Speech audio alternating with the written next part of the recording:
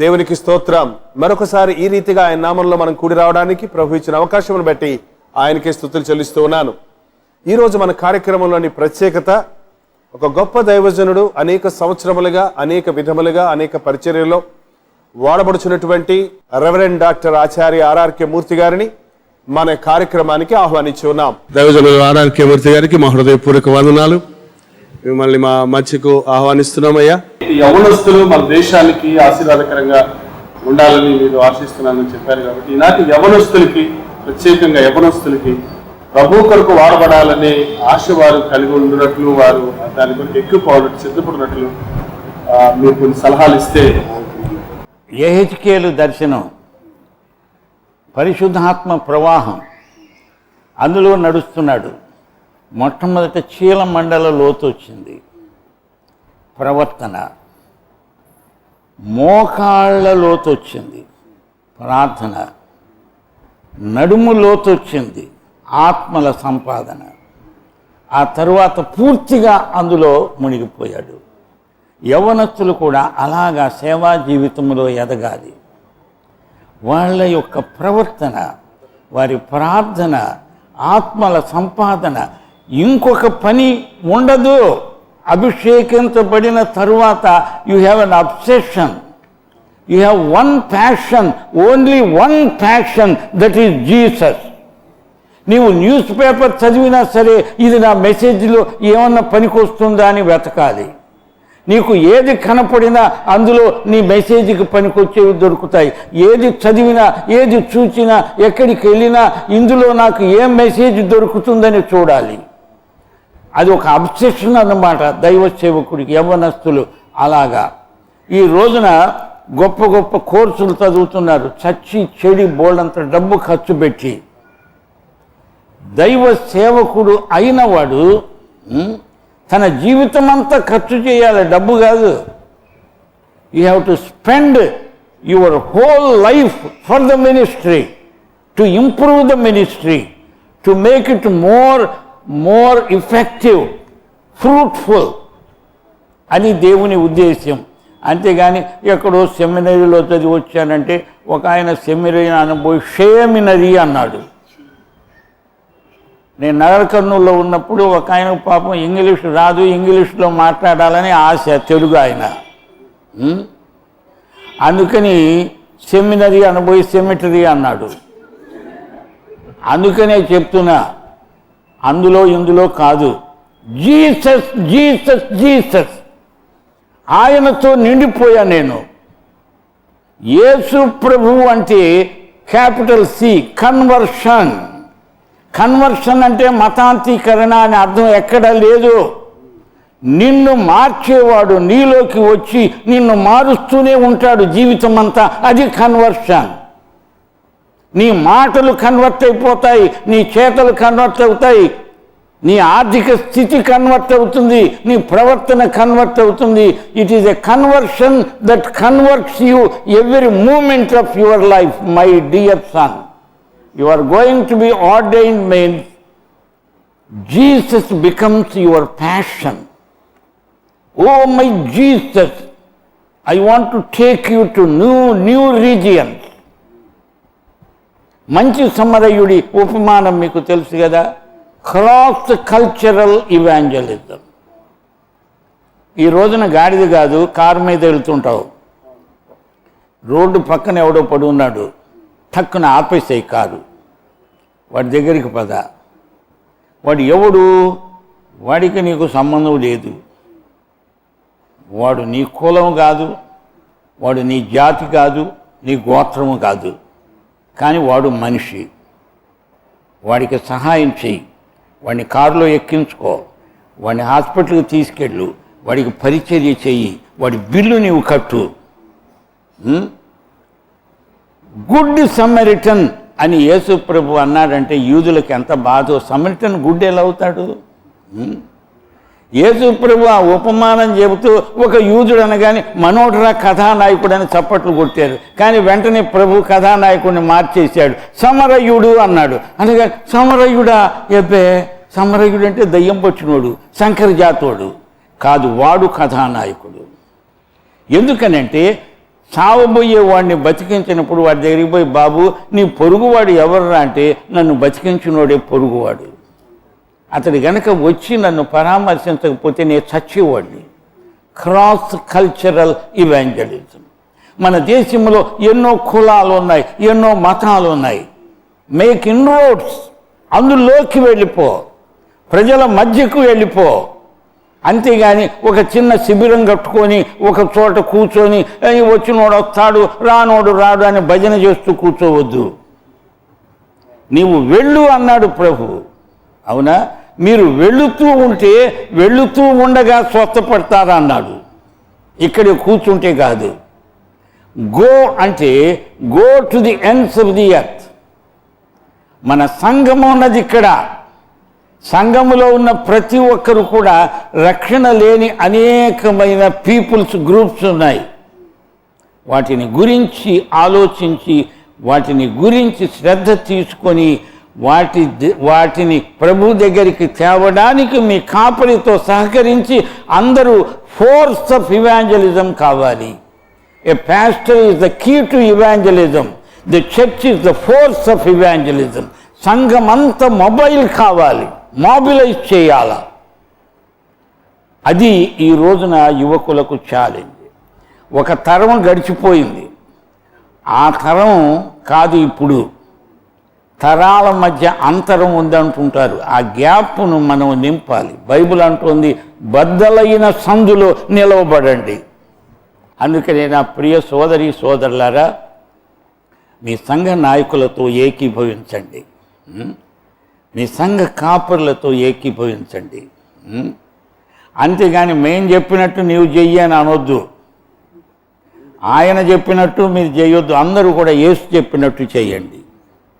అప్పుడు సంఘాలు ఎదుగుతాయి, సంఖ్యలో ఎదుగుతాయి, డెప్త్లో కూడా ఎదుగుతాయి. అంటే చెట్టు కిందికి ఎదగాలి, వేర్లు తన్నాలి. బిల్డింగు పైకి ఎదగాల. మనం ఒక బిల్డింగ్ అయిపోవాలా, ఒక చెట్టు అయిపోవాలా. నీటి కాలువల ఓరన నాటబడిన చెట్టు.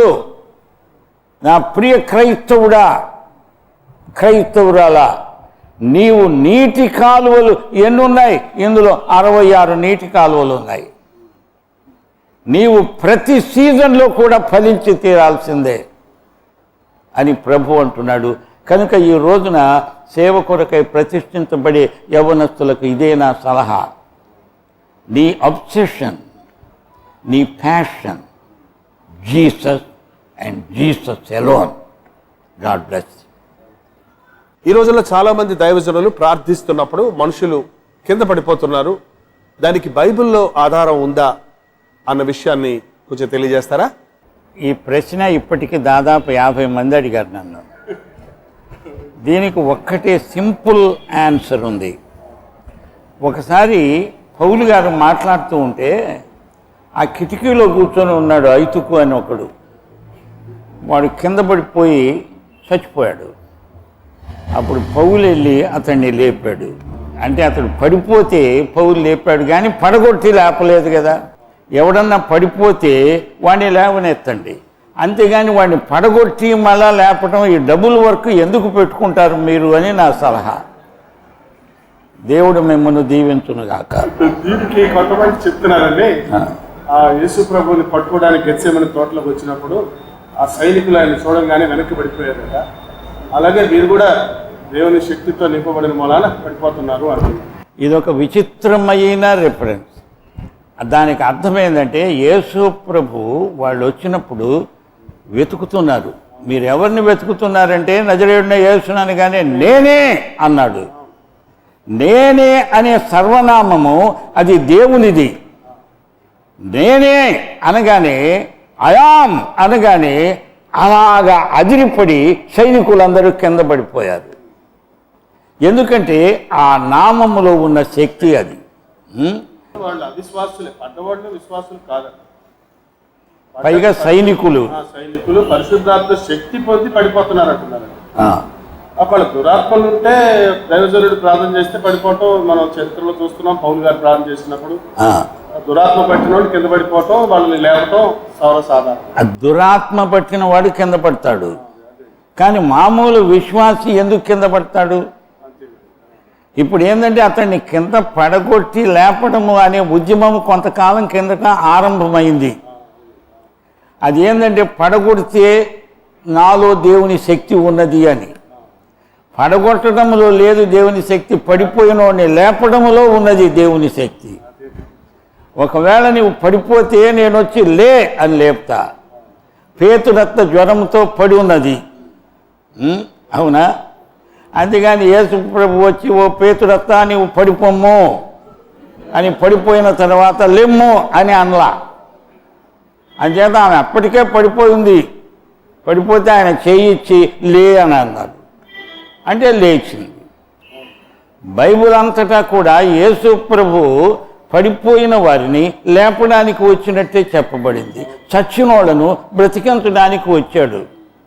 అంతేగాని చచ్చిందాక ఎందుకు ఇప్పుడే నేను చంపుతా ఇప్పుడే బతికిస్తానంటే చెట్టు చివరికి అభాస పాలైపోతాం. అందుకని ప్రభువును మహిమపరచడానికి పడిపోయిన వాళ్ళని లేపుదాం రండి. అనేక మంది పతనావస్థలో ఉన్నారు. అనేక గృహాలు విచ్ఛిన్నమైపోతున్నాయి. ఇప్పటికి కూడా లండన్ నుంచి నాకు ప్రతిరోజు ఒక ఆయన ఫోన్ చేస్తుంటాడు. అరగంట సేపు భార్య భర్తలు విడిపోయారు.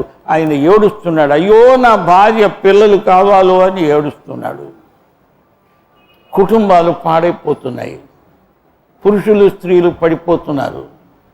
యువతీ యువకులు కూడా ముఖ్యంగా ఈ వెబ్సైట్ వచ్చాక అందులో ఏవేవో కెలుకుతున్నారు, ఏదేదో చేస్తున్నారు. తల్లిదండ్రులకు గుండె కోత తెచ్చి పెడుతున్నారు. అంత పడిపోతున్నారు. వాళ్ళని లేపుదాం.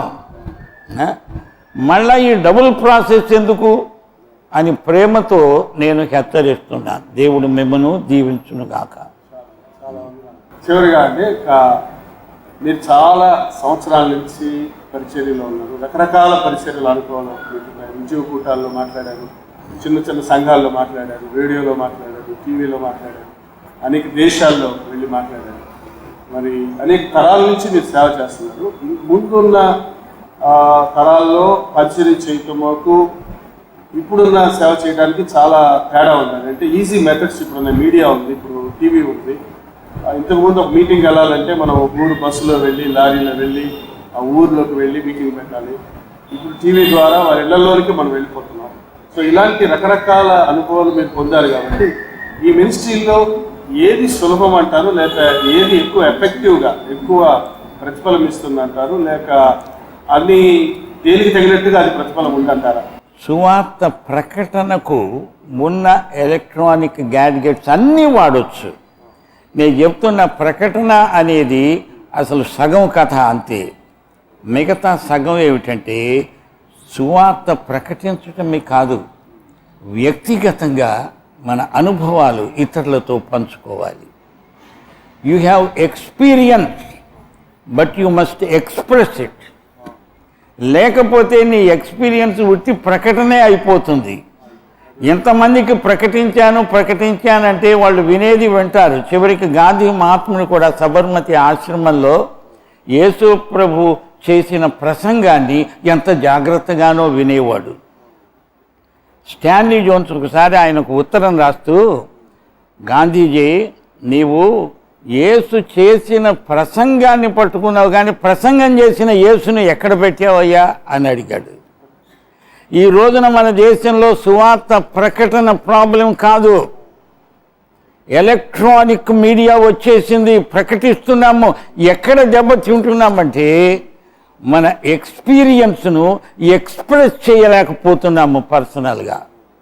ఈ రోజున కంప్యూటర్లు వచ్చిన తర్వాత మనుషులకు విలువ ఉన్నట్టు కనపడటంలే, ఈజీగా కమ్యూనికేషన్ వెళ్ళిపోతుంది. అది మంచిదే, కానీ టైం తీసుకొని కూర్చొని ప్రార్థించి మాట్లాడి పరామర్శించే రోజులు పోయాయి. మనుషులకు మనుషులు నీడలాగా కనపడుతున్నారు. వీళ్ళు అనుకోవడం ప్రకటించేస్తాం ఒక్క నిమిషంలో అని. ప్రకటిస్తావు కానీ దానికి ఫలితము, దానికి ఇంకొక ఆపోజిట్ ఉంది. నీవు పర్సనల్గా వెళ్ళి వాళ్ళను కలుసుకొని వాళ్ళని పరామర్శించి వాళ్ళని ప్రభు దగ్గరికి నడిపించాలి. ఇది దానికి సబ్స్టిట్యూట్ కానేరదు. అలాగే క్రైస్తవంలో కొన్ని ఆపోజిట్స్ ఉన్నాయి, పాజిటివ్ ఆపోజిట్స్. మీకు అర్థం కావడానికి 2 మాటలు చెప్తాను. ట్రస్ట్ అని ఒక మాట ఉంది. ప్రభువునందు విశ్వసించాలి, కానీ వెంటనే నీవు ప్రయత్నం కూడా చేయాలి. అవునా? నీవు నాకు ట్రస్ట్ ఉన్నది, నేను ట్రై చేయను అని కూర్చుంటే నీ ట్రస్ట్ ఫలించదు. సువార్త ప్రకటించమన్నాడు కాబట్టి ప్రకటించా, చేతులు కడుక్కుంటా అంటే చివరికి దేవుడు ఈ కంప్యూటర్లకు సన్మానం చేయాల్సి వస్తుంది, అంతే. నీకు కాదు, ఓ కంప్యూటర్ ఎంత గొప్ప పని చేశావే అని. ఇప్పుడు నేను అనేది కంప్యూటరా నీవా? దేవుడి దృష్టిలో ఎవరు ముఖ్యం? అందుచేత మనం God laid down his life for us, for each one of us. దేవుడు మన కోసం ప్రాణం పెట్టాడు. ఒక మాట చెప్పి ముగిస్తా. అదేంటంటే యోహాను సువార్త 3:16 ఉంది కదా, మొదటి యోహాను 3:16 కూడా దానితో జత చేయండి. లేకపోతే మొదటి యోహాను 3:16 గనక యోహాను 3:16తో నీవు గనక క్లబ్ చేయకపోతే అది ఫలించదు. అదేమనుందంటే దేవుడు శిలువ మీద యేసు ప్రభు తన ప్రాణం పెట్టాడు గనక నీవు కూడా నీ సహోదరుని కోసము ప్రాణము పెట్టడానికి బద్ధుడిపోయి ఉన్నావని ఉంది. మనోళ్ళు అది వదిలేశారు. సహోదరుడి కోసం సహోదరుడు ప్రాణం పెట్టడం కాదు, సహోదరుడు ఏడిపించడం మొదలైంది ఈ మధ్య. ఇక నీదే డినామినేషను, నీకు నాకు సావాసం లేదు. నీవు ఎవరివో నేనెవరినో, నీ సంఘమేదో నా సంఘమేదో, నీ డినామినేషన్ ఏదో నా డినామినేషన్ ఏదో అంటే డినామినేషన్లు తప్పనే చెప్పడం లేదు. డినామినేషనలిజం ఈజ్ సిన్. శాఖ మనస్తత్వం అది పోతేనే కానీ మన దేశమంతా ఒకటి కావాలంటే దేవుని బిడ్డలందరూ ఒకటి కావాలి. దేవుని బిడ్డలందరూ ఒకటి కాకపోతే మన దేశము ఒకటి కాదు. ప్రాంతీయ భేదాలు ఎక్కువవుతాయి, ప్రేమ తక్కువైపోతుంది, అక్రమము విస్తరిస్తుంది. కారణం ఎవరంటే క్రైస్తవులే. వీళ్ళలో చీలికలు ఉన్నాయి కాబట్టి వీళ్ళ దేశంలో చీలికలు ఉన్నాయి. వీళ్ళందరూ ఒకటైతే సైతానును ఒక త్రుటిలో ఓడించగలరు. లేకపోతే సైతానే వచ్చి కూర్చుంటాడు వీళ్ళ మధ్యన. అందుచేత జాగ్రత్త. మన దేశాన్ని మనం కాపాడుకోవాలంటే ముందు క్రైస్తవులు కళ్ళు తెరవాలి. క్రైస్తవ సోదరులందరూ ఏకం కావాలి. మనమంతా కలిసి సైతానును ఓడిస్తాం. కానీ ఎవరికి వాళ్ళు చీలికలు పేలికలు అయిపోతే సైతాను వీళ్ళకేం బెదరడు అని నేను కన్నీటితో మనవి చేస్తున్నాను. సేవ కొరకు ప్రత్యేకపరిచినప్పుడు నేను దేని కొరకు, ఏ పని కొరకు ప్రత్యేకించబడ్డానన్నది నాకు ఎలా తెలుస్తుంది అన్నది నేను ఒక విషయం చెప్తాను. అందరూ ఎంబీబీఎస్ కోర్స్ చదువుతారు, ఆ తర్వాత పోస్ట్ గ్రాడ్యుయేషన్, అందులో స్పెషలైజ్ చేస్తారు. అలాగే దేవుడు కొన్ని అందరూ చేయడానికి అందరికీ ఓపెన్ చేశాడు. కానీ కొంతమందిని ప్రత్యేకించుకుంటున్నాడు కొన్ని సేవల కోసం. అపోస్తలులు ఉన్నారు, వాళ్ళు కూడా సహాయం చేసి వాళ్ళు ఒక్కప్పుడు అన్నారు మేము టేబుల్ సర్వీస్ చేయము, వాక్యమే చెప్తాము, ఆ పని మీరు చూసుకోండి అని అందరికీ అప్పగించారు. వాళ్ళు ప్రత్యేకముగా దేవుడు ఏ పని కొరకై వినియోగించదలుచుకున్నాడో దానికి దే ఆర్ కెప్ట్ అవైలబుల్. అయితే వీళ్ళు కూడా మిగతావి చేయగలరు, చేయడానికి టైం ఉండదు. వీళ్ళు ఏది స్పెషలైజ్ చేశారో ఆ పని కోసం. ఐ డాక్టర్ ఉంటాడు, ఐ డాక్టర్ జనరల్ మెడిసిన్ పంచిపెడుతూ కూర్చుంటాడా? Eye doctor he deals with your eyesight, నీ కండ్లు అని అడుగుతాడు కనపడగానే. అట్లాగే ఈ దైవ సేవలో దేవుడు ఒక్కొక్కరికి ఒక ప్రత్యేకమైన వరం ఇస్తాడు. వరం ఇచ్చినప్పుడు పక్కనే ఫలము అనేది ఒకటి ఉంది.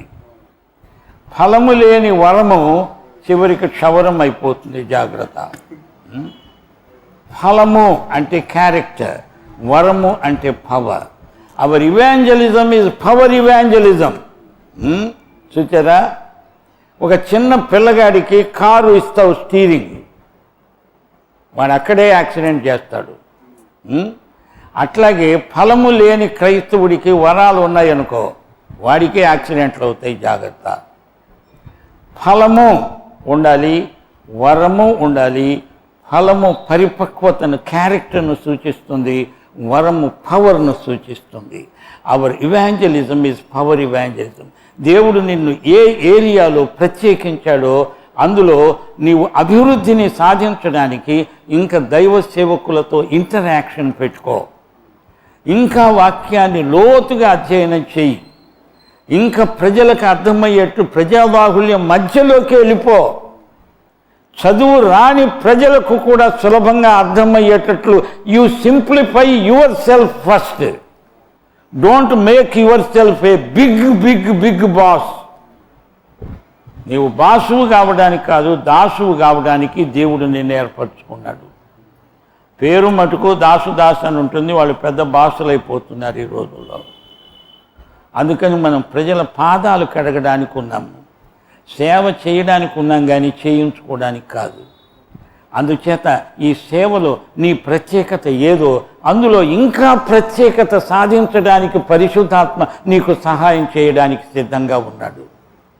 అంతేగాని చెప్పిందే చెప్పడం, సిద్ధాంతాలు ఏకరువు పెట్టడం, మన పూర్వీకులు ఇచ్చింది కదా అదే చెప్తాము, ఒక అంగుళం పైకి పోము కిందికి రాము అంటే పరిశుద్ధాత్మ నిన్ను సర్వసత్యములోకి నడిపిద్దామని ఉంటే పరిశుద్ధాత్మకు అడ్డం తగులుతున్నావు, నీవు ఏమైపోతావో నాకు భయంగా ఉంది.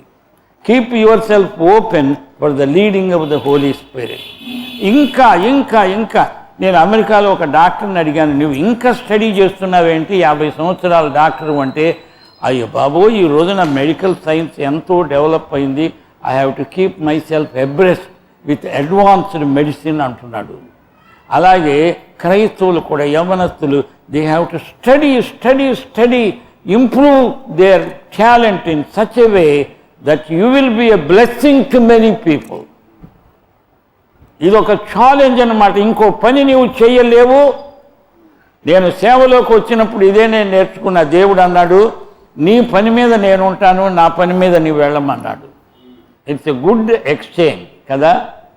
నా పని మీద ఆయన ఉంటానన్నాడు. ఒకసారి మా అబ్బాయికి చాలా ఫీవర్ వచ్చేసింది. నా భార్య అన్నది, యేసు ప్రభు చూసుకుంటాడు మా సంగతి, మీరు సేవకి వెళ్ళండి అని నా భార్య పంపించింది. ఉద్దేశ్యం ఏమిటంటే నా పని ముందు చూసుకుంటా తర్వాత ఇతరులకు అంటే, దేవుడు ఏమన్నాడు, నేను మిమ్మును ప్రేమించినట్లు మీరు ఇతరులను ప్రేమించాలి. నిన్ను నీవు ప్రేమించుకోవడానికి హక్కు లేదు. మొట్టమొదట దేవుడు నిన్ను ప్రేమించినట్లు నీవు ఇతరులను ప్రేమించి ఆ తర్వాత ఏమన్నా మిగిలి ఉంటే నిన్ను నీవు ప్రేమించుకో. అది కూడా లేకపోయినా దేవుడు నిన్ను ఎంతో ప్రేమిస్తున్నాడని తృప్తిపడి ఉండు. దేవుడు నిన్ను దీవించును కాదు. అంటే ఆయన ఎలా తెలుసుకుంటాను అంటున్నాడు. దేవుడి చిత్తం ఎలా తెలుసుకోవడం అంటే ప్రార్థనలో తెలుసుకోవటం. ఆ రోమాపత్రిక 12వ అధ్యాయంలో ఉందే, దేవుని సంపూర్ణ చిత్తం ఏదో పరీక్షించి తెలుసుకున్నట్లు మనస్సు మారి నూతనమవుతూ ఉండడం వలన రూపాంతరము పొందుతూ ఉంటే నీకు దేవుని చిత్తం అక్కడే తెలుస్తుంది. దేవుడు తన బిడ్డలకు తన చిత్తాన్ని బయలుపరుస్తాడు. కానీ ఒకవేళ నీవు దేవుని బిడ్డగా లేవేమో, అందుకనే బయలుపరచడు. పందుల ముందు ముత్యాలు పొయ్యడు ఆయన. అందుచేత ఆయన నీకు బయలుపరుస్తాడంటే గాడ్ ట్రస్ట్ యూ. ఆయన చిత్తం బయలుపరిస్తే నీవు తప్పక చేస్తామని ఆయనకు నమ్మకం ఉంది కనుక బయలుపరుస్తాడు. కానీ తీరా దేవుని చిత్తం చెప్పిన తర్వాత ఇది నేను చెయ్యను అనుకుంటూ కూర్చుంటావు. నీ బలహీనత ఆయనకు తెలుసు.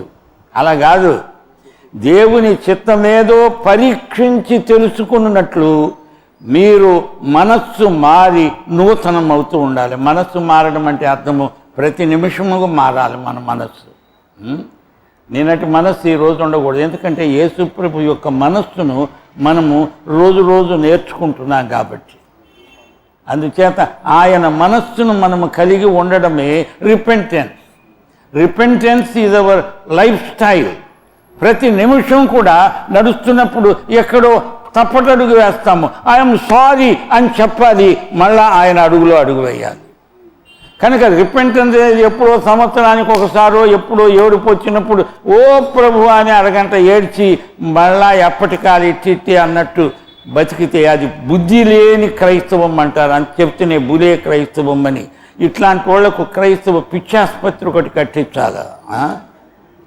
ఏమండి నీ మారు మనసు పొంది 5 సంవత్సరాలు అయిందంటే ఈ మధ్య ఎప్పుడు పొందలేదా అంటే లేదంటే నీ మారు మనసు ఎగిరిపోయింది గాలికి అని చెప్పారు. ఏం మారు మనసు? ఎన్నిసార్లు? జీవితం అంతా మారాలి మారాలి మారాలి. మనము మారుతూనే ఉండాలి. యేసు రూపము మనకు 100% వచ్చే వరకు నీవు మారుతూ ఉండాలి. ఆ మారడం నీలో లేకపోతే నిన్ను పక్కన పెట్టేసేయాలి. అంటే నువ్వు పనికి రావు. నీవు గనక ఉంటే సంఘంలో ఇతరులకు బలహీనత గనక నిన్ను తీసి బయటపడేస్తే మంచిది. ఎందుకంటే కుళ్ళిపోయిన మామిడి పండు 50 మామిడి పళ్ళ మధ్య పెట్టండి, అన్నీ కుళ్ళిపోతాయి. సంఘానికి ఉజ్జీవం రావాలంటే ఉజ్జీవానికి ఆటంకమైన 4-5 కనుక్కొని తీసుకెళ్ళి కట్టగట్టి అవతల పడేయండి. సంఘంలో ఉజ్జీవం వస్తుంది. ఉజ్జీవం రాకపోతే నిర్జీవం అయిపోతుంది. ఉజ్జీవం అని పాటలు పాడితే ఉజ్జీవం వస్తుందా? ఉజ్జీవానికి ఆటంకం ఏదో తెలుసుకొని దాన్ని తీసి అవతల పారేయాలి. చేదు వేరే ఏదన్నా ఉంటే కట్ కట్ కట్. అప్పుడు కానీ మనం ప్రభువును మహిమపరచలేం. ఇది నా హృదయంలో ఉన్న భారం మీతో పంచుకోవడానికి దేవుడు అవకాశం ఇచ్చినందుకు దేవునికి మీకు నా కృతజ్ఞతలు. చాలా వందనాలు అయ్య గారు. మీరు చెప్పిన సమాధానాలు మాకు మరి ఈ కార్యక్రమం వీక్షించే వారందరికీ ఎంతో ఉపయోగకరంగా ఉంటుందని భావించి మిమ్మల్ని స్తుతిస్తున్నాం. మన యౌవనస్తులకు కూడా ఇంకా మీరు ప్రోత్సాహకరంగా మీరు ప్రార్థనతో మీరు దీవించాలని కోరుతున్నాం. ప్రత్యేకమైన ప్రార్థనతో మన కార్యక్రమం ప్రార్థన చేసుకుందాం. అందరూ తలలు వంచండి, కళ్ళు మూయండి, ప్రార్థనలో నాతో ఏకీభవించండి. కృపాసత్య సంపూర్ణుడా మా పరమ తండ్రి, నీ బిడ్డలు తమ మనస్సులో దోబూచులాడుతున్న కొన్ని సమస్యలను సందేహాలను వెలిబుచ్చారు. అలా చెప్పగలిగినందుకు నీకెంతో కృతజ్ఞతలు. వాటిని నీ వాక్యపు వెలుగులో పరిష్కరించుకోవడానికి మేము ప్రయత్నం చేశాం. మమ్మల్ని మీరు ఆశీర్వదించినందుకు మీకు కృతజ్ఞులమయ్యా. అవును ప్రభువా, సమస్యలన్నీ కూడా ఇహలోక సంబంధమైనవి, పరిష్కారము పరలోక సంబంధమైనది. నీవు ఈ లోకానికి వచ్చింది మాతో కలిసి సమస్యలను పరిష్కారాలుగా మార్చడానికి, ప్రశ్నలను జవాబులుగా మార్చడానికి, రోగులను ఆరోగ్యవంతులనుగా మార్చడానికి, పాపులను పరిశుద్ధులనుగా మార్చడానికి నీవు వచ్చావు. నీవు మార్చే దేవుడవు, మేము మార్చబడుతున్న ప్రజలం. మమ్మల్ని కనికరించి ఆశీర్వదించి మా సంఘములను ఉజ్జీవపరచి మా దేశమంతా సువార్త ప్రకటించబడడానికి నీవిచ్చిన సాధనాలను వాడుకుంటూ అదే సమయంలో మేము వ్యక్తిగత సువార్త సేవను నిర్లక్ష్యం చేయక మా అనుభవాలు పంచుకుంటూ ఆత్మలను సంపాదిస్తూ రక్షించబడిన వారిని నీ యొక్క కుటుంబమునకు చేరుస్తూ నీ రాకడ కొరకై మేము సిద్ధపడి అనేకులను సిద్ధపరచడానికి కృప దయచేయమని, మహిమ పొందుమని యేసు నామమున ప్రార్థన చేస్తున్నాను తండ్రి. ఆమేన్, ఆమేన్, ఆమేన్. మన ప్రభు అయిన యేసుక్రీస్తు వారి దివ్య కృప, తండ్రి అయిన దేవుని పరమ ప్రేమ, పరిశుద్ధాత్మ యొక్క అన్యోన్య సహవాసము, సమాధానము, సంతోషము, సహాయము మనకందరికీ సదాకాలము నిత్యత్వము పర్యంతము తోడై ఉండునుగాక. ఆమేన్, ఆమేన్, ఆమేన్. ప్రభు చిత్తమైతే మళ్ళీ కలుసుకుందాం. అంతవరకు దేవుని మహాకృప మీకు తోడైండును గాక.